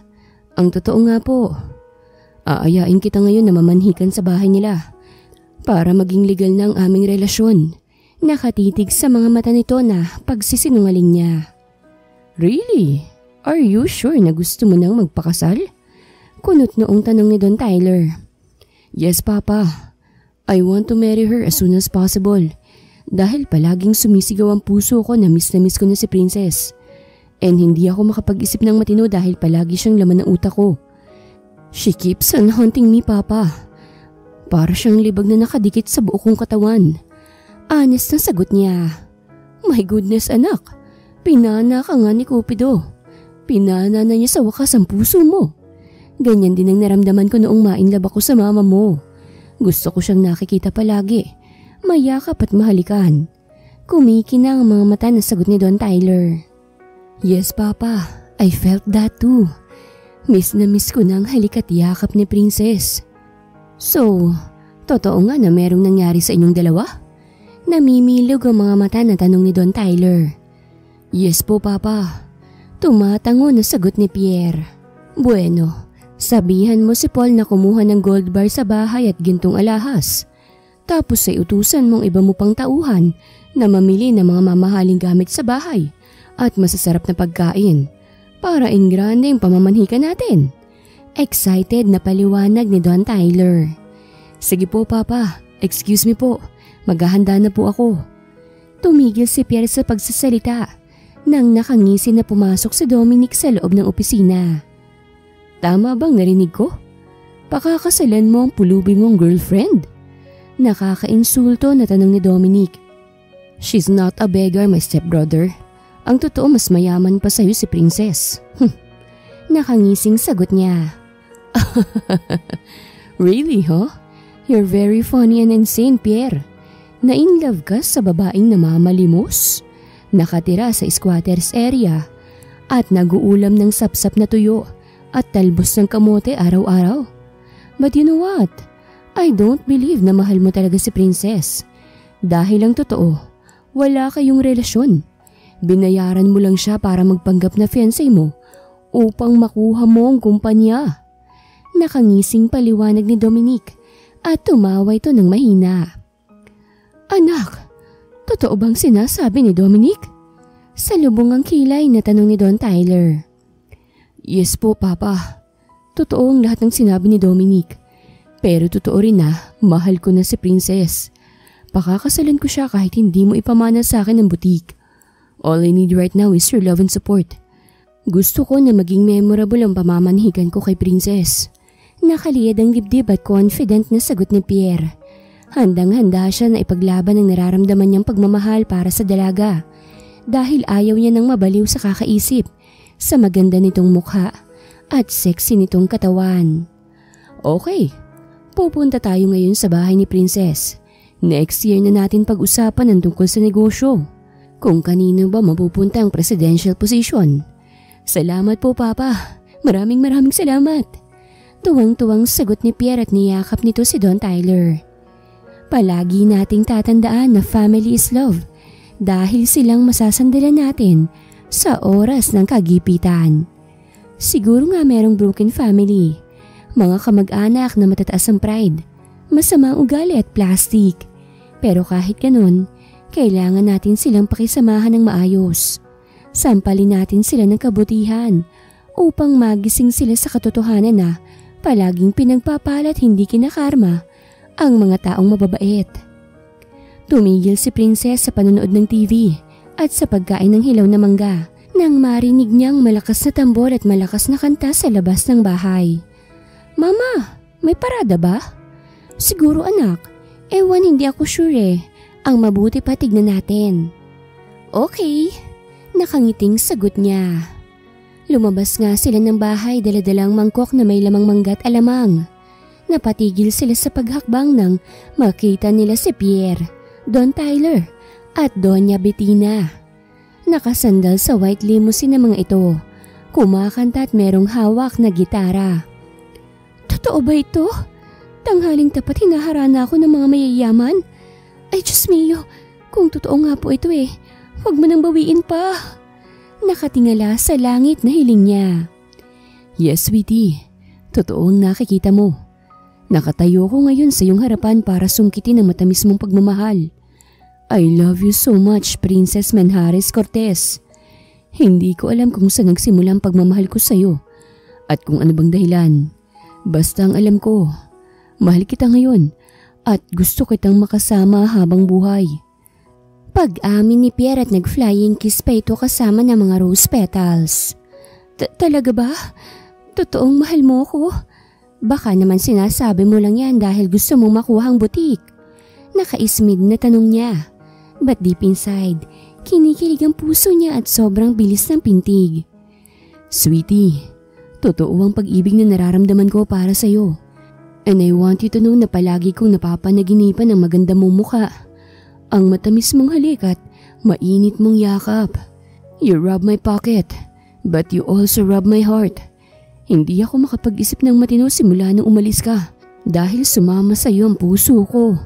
Buong pagmamahal na sagot ni Pierre. Ay, talaga ba? O sige nga patunayan mo sa akin na totoong mahal mo ko. Naghahamon ng forever na tanong niya. So easy, sweetie. Nakangising sagot ni Pierre at sumigaw ito ng malakas. Mga kababayan at lahat ng tao sa buong mundo. Pinapaalam ko po sa inyong lahat na ako si Pierre Reid, ang lalaking tunay na nagmamahal kay Princess Manjares Cortez at handang-handa ako na pakasalan siya kahit na saang simbahan. Wow! Sana all may forever! Kinikilig na sigaw ng mga tao at sabay-sabay na pumalakpak ang mga ito. My goodness, Pierre! Masyado ka talagang pabibo. Pero bet na bet ko ang dialogue mo. Kaya naman pumasok na kayong lahat dito sa loob ng bahay para maibalik ko na sa iyo ang puso mo na kusang sumama sa akin nung ako'y lumisan dahil nalunod siya sa taglay kong kagandahan. Kinikilig na sagot niya. Thank you, sweetie. Anyway, bakit ka kumakain ng manggang hilaw? Kunot noong tanong ni Pierre habang pinagmamasdan nito ang mangkok. Wala naman, bet ko lang. Sige nga. Halikan mo ako habang kumakain ako ng manggang may bagoong? Namumungay ang mga mata na sabi niya. Hindi niya pinansin ang pagdikhim ng kanyang mother-in-law dahil wala naman siyang plano na magpa-impress. Oo, tama. Huwag tayong magpasikat sa ating mga biyanan upang makita natin agad ang kanilang ugali. Ha? Pero bakit? Malansang bagoong. Nakangiwing sagot ni Pierre. Malansa? Hindi kaya. Alam ko na importante ang personal hygiene, pero gusto kong malaman kung gaano ba kalalim ang pagmamahal mo sa akin.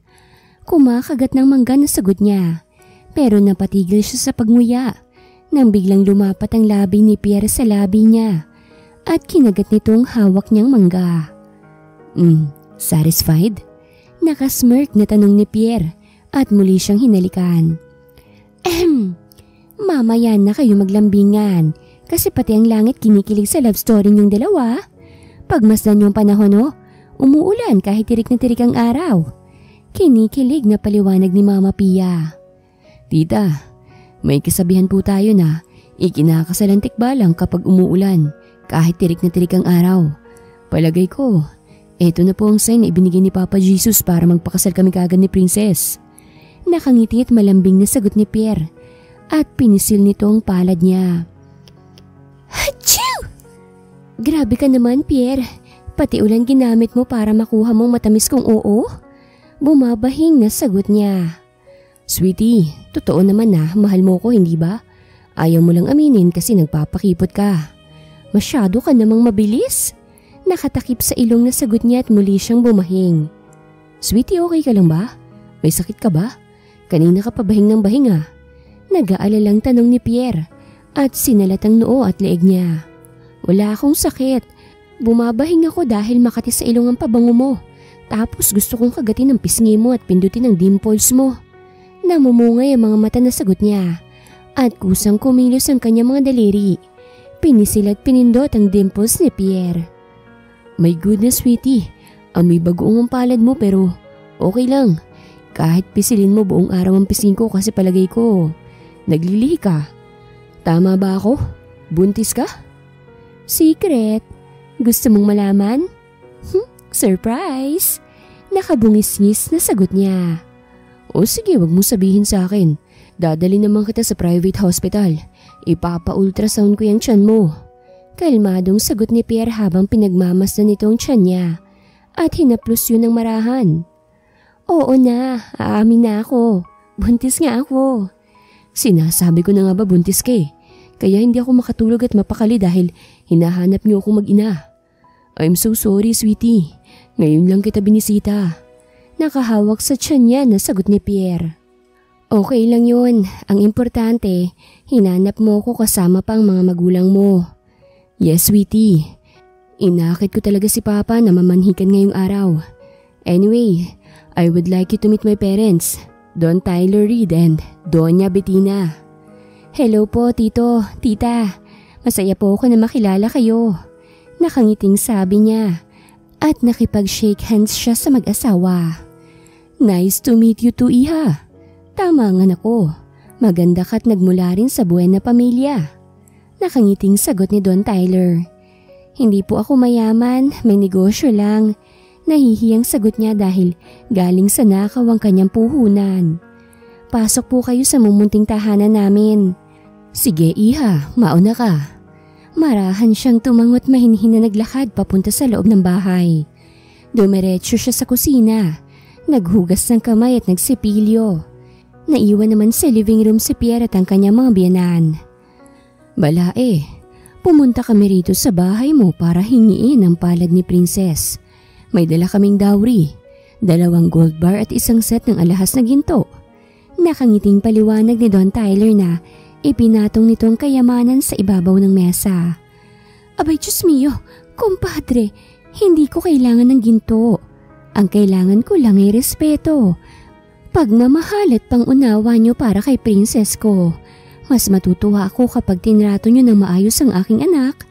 Alam naman ninyo na magulang ang unang nasasaktan kapag inaapi ng ibang tao ang kanilang anak. Magalang na sagot ni Mama Pia. Makakaasa ka, Balae, na magiging maayos at masaya ang buhay ni Princess sa poder namin. Anyway, sana'y tanggapin mong lahat ng mga regalo namin para sa'yo kasi magtatampo talaga kami kapag tinanggihan mo. Nakangiting paliwanag ni Doña Bettina. Maganda ito at mukhang strikta, pero mabait ito at merong respeto sa mga tao. Maraming salamat, Balae. Pangakong iingatan ko ng mabuti at palalaguin ang mga regalo nyo. Mula sa pusong sagot ni Mama Pia. You're welcome, Balae. Pag-usapan na natin ngayon ang tungkol sa kasal ng mga bata. Balae, si Princess ang magdidesisyon kung gusto niyang pakasalan si Pierre. Suporta lamang ang ibibigay ko. Malumanay na sagot ni Mama Pia. Ayaw niyang pangunahan ng dalaga dahil alam niya na mahirap ang buhay may asawa. Naiintindihan kita, Balae. Now tell me, Princess, payag ka ba na pakasalan next month si Pierre ko? Seryosong tanong ni Doña Bettina. Tita, gusto ko po si Pierre pero hindi pa ako handang pakasalan siya next month kasi gusto ko na makilala pa namin ang isa't isa at mapag-usapan ng maayos ang problema namin noon. Gusto ko na maging maayos at masayang relationship namin bago kami magpakasal. Gusto ko rin makasigurado kung totoo nga bang mahal ako ni Pierre at kung handa na ba siyang maging ama. Gusto ko po na maging klaro ang lahat bago kami magsama sa iisang bubong dahil lifetime po ang commitment ng mag-asawa. Makabuluhang sagot ni Princess gamit ang mababang tono. Naiintindihan ko ang nararamdaman mo, Princess, dahil babae rin ako. Nagpakasal ako sa lalaki na merong puso at good mindset. Kaya nakasalalay ngayon sa puso't kamay ni Pierre ang inyong kapalaran kung magkakatuluyan ba kayo o hindi. Kalmadong sagot ni Doña Bettina, pero nakikiramdam ito at nag-iisip. Salamat po, tita, sa pangunawa niyo. Don't call me tita, anak. Mama, mamang itawag mo sa akin. Nakangiting sagot ni Doña Bettina. Nagseselos ako. Close na kayo agad. Kunwaring nagtatampo na pagmamaktol ni Pierre. Pero ang totoo, natutuwa ito. Don't be jealous, anak. Dahil karapat dapat si Princess na mahalin at hindi ako konsentidor na ina. Ako mismo ang magsasaway sa iyo kapag mali ang mga ginagawa mo. Kaya naman piliin mo palagi na maging mabuting tao. Mula sa puso na pangaral ni Doña Bettina. Bilang isang ina, alam niya na sa magulang nagsisimula ang wastong asal at magandang pag-uugali. Yes po, Mama. Magiging mabuting anak at ama ako araw-araw. I will do my best na maging maayos ang relasyon namin ni Princess. Matured na sagot ni Pierre at hinalikan ng dalaga sa noo. Very good. Now kumain na tayo. Isi-celebrate natin ang pagsasama ng Pamilya Reid at Pamilya Cortez. Nakangiting saad ni Don Tyler at binuksan nito ang wine. Naghain naman ng wine glass si Mama Pia. Cheers everyone for the better future of our family. Nakataas sa mga baso na sigaw ni Doña Bettina, Don Tyler at Mama Pia. Si Pierre naman ay hindi uminom. Mas pinili niyang yakapin at halikan sa tiyan si Princess dahil bawal tong uminom ng alak dahil buntis. Kumakabog ang dibdib na bumaba sa bridal car si Princess at sumipa ng 3 beses ang baby niya sa loob ng tiyan nang magsimula siyang maglakad papasok sa simbahan. Emosyonal na iniapak niya sa aisle ang nanginginig niyang mga paa at naluluha sa tuwa na tinitigan niya si Pierre. Nakatayo ito sa harapan ng altar, suot ang mamahaling puting toksido. Ngumiti ito't kumaway tapos nag-flying kiss, kaya napangiti at kinikilig lahat ng mga bisita. May 25, 2023 ngayon, summer day, mainit ang panahon, kasing init ng kanilang relasyon at 9 na buwan na ang kanyang tiyan. Oo, 7 buwan nang nakalipas simula nang mamanhikan si Pierre. Sa loob ng 7 buwan, nililigawan siya nito at inalagaan kaya buong puso niyang tinanggap ang pagmamahal nito. Ipinagpatuloy niya ang paglalakad sa gitna ng aisle habang nakikinig sa malamyos na awitin. Sweetie, you're very beautiful. Kahit sobrang laki ng tiyan mo. Malambing na papuri sa kanya ni Pierre at lumuhod ito para halikan ng tiyan niyang gumagalaw. Kabuanan niya ngayon. Anytime ay pwede na siyang manganak. Pinili talaga nila ang buwan at araw na ito dahil gusto niyang manganak sa mismong araw ng kanyang kasal. Gusto nila na maging memorable ang lahat. Gusto nilang gumawa ng malambing at magandang love story sa kasaysayan. Maganda talaga ako dahil gwapo at mapagmahalang nag-aalaga sa akin. Malambing na sagot niya habang pinipisil ang malalim nitong dimple. Mga anak, mamaya na kayo maglambingan. Kailangan na ninyong magpakasal upang hindi mag-labor dito sa loob ng simbahan si Princess. Malumanay na paliwanag ni Mama Pia. Okay po Mama, maraming salamat po sa pagtanggap sa akin at sa pamilya ko. Pangako po, mamahalin at aalagaan ko si Princess. Nakangiting sagot ni Pierre. Walang anuman, masaya akong makita na masaya kayong dalawa. Nanunubig ang mga mata na sagot ni Mama Pia. Hinalikan nila ito sa tigkabilang pisngi bago sila tumayo sa harapan ng altar. Tumunog ang kampana, hudyat na magsisimula na ang kasal. Sa ngalan ng Ama, ng Anak, ng Espiritu Santo, Amen. Malumanay na wika ng pari bago nito sinimulan ang seremonya ng kasal. Good evening to all of us, dear brothers and sisters. We are all gathered here today to witness the sacred matrimony of our brother Pierid and our sister Princess Cortez. But before we go further, let me ask you first, my dear brothers and sisters, if someone of you is against this ceremony, you may now speak or else you will remain silent for the rest of your life. Tumahimik ang buong paligid. Walang kahit na sino man ang gustong magsalita. Thanks to the Almighty Father in heaven, no one else dare to talk. Let's start the wedding ceremony. Pierid, did you came here in front of the altar to be wedded to Princess Cortez by your own will and no one forced you? Tanong ng pari. Yes, Father, I do. Malambing na sagot ni Pierre at buong pagmamahal na hinaplos nitong mukha niya at tiyan. Princess Cortez, did you came here in front of the crowd and especially in front of our Almighty Father's home to be wedded to Pierid by your own will and no one forced you? Mahinahong tanong sa kanya ng pari. Yes, Father, I do. Naluluhang sagot niya at pumikit siya ng mariin dahil biglang sumakit ang kanyang tiyan. Masaya akong malaman na totoong nagmamahalan kayong dalawa. You may now exchange your vows as you exchange your wedding rings. Nakangiting utos sa kanila ng pari. Are you okay, sweetie? Nag-aalalang tanong sa kanya ni Pierre dahil pinagpapawisan siya ng malapot. Yes, Sabi, okay lang ako. Go on, tell me your sweet wedding vow.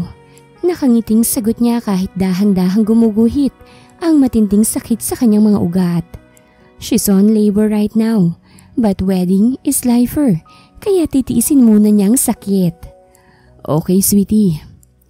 I love you so much and maraming salamat sa pagmamahal mo. Gusto kong malaman mo na ako ang pinakamasayang lalaki ngayon sa buong mundo dahil kasal na tayong dalawa at magkakaroon na tayo ng anak. I am so much happy and excited na makitang baby natin and I'm so glad for falling in love with you deeply and I want you to know that you're my strength and happiness. I know, I love you since the first day you cleaned my window car.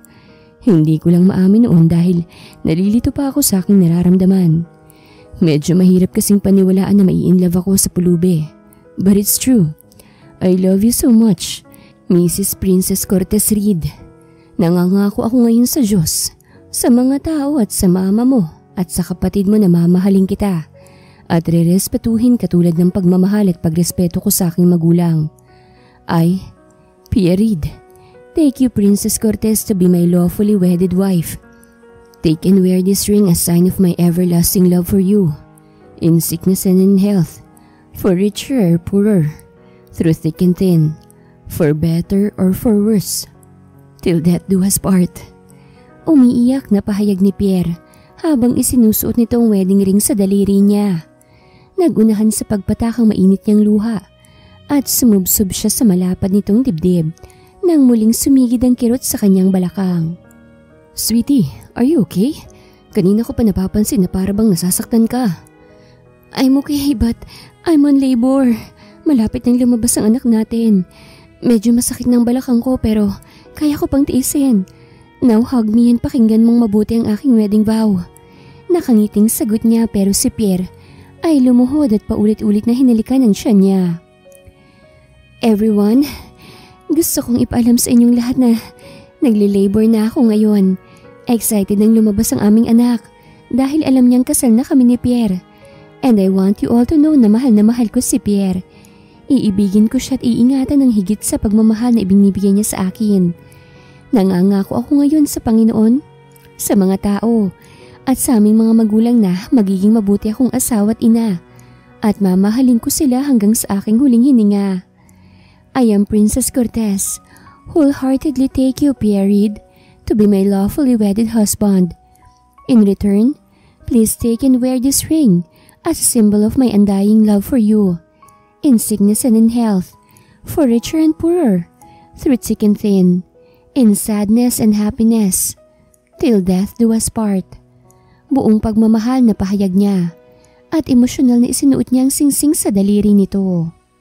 By the power vested upon me by Holy Catholic Church, I may now pronounce you husband and wife. You may now kiss your wife.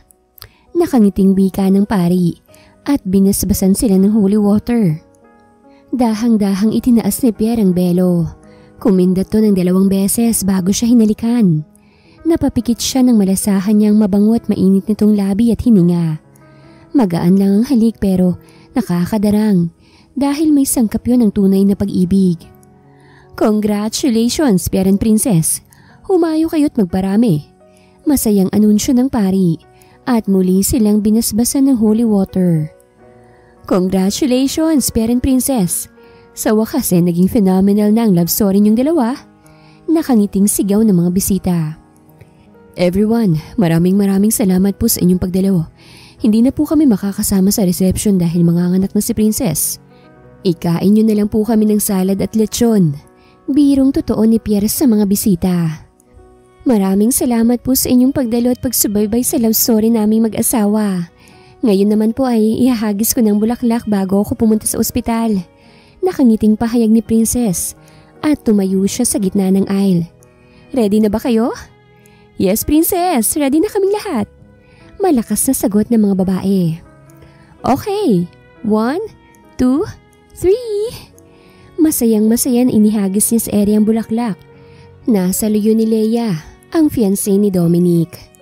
Yehey! Next year ikakasal naman ang bunso kong anak. Pumapalakpak na sigaw ni Don Tyler. Excuse me, Papa. Pupunta na kami sa ospital. Ikaw na pong bahalang mag-entertain sa mga bisita.